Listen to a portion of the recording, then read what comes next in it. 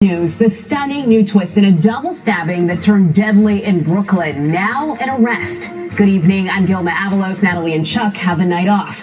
What police were investigating as a deadly home invasion in Brooklyn has now taken a new turn. Police say it does not appear to be a home invasion after all. It happened early this morning at a home on 17th Avenue in Bensonhurst. Police at first said masked men stormed into the home, stabbing 3 people, killing a father inside. News 4's Erica Byfield is live in Bensonhurst with the arrest just made moments ago in this case. Erica?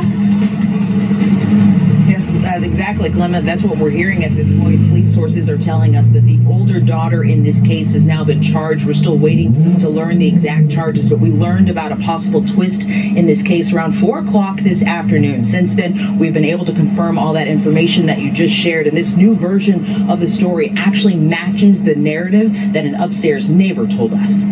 I saw the blood in the hallway, and that's when I got shaken up and I closed the door and locked it. A rattled neighbor who doesn't want her face shown told us what she saw outside of her front door this morning. Police were investigating the murder of a 61-year-old man stabbed to death in his Bensonhurst apartment. His 2 daughters injured.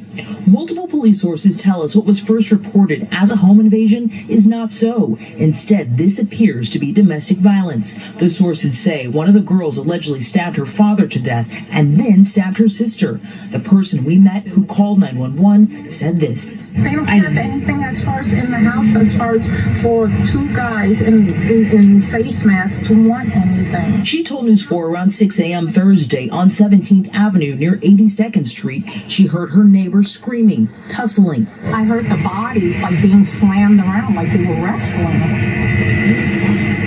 It's only sheetrock, so it's not solid brick walls.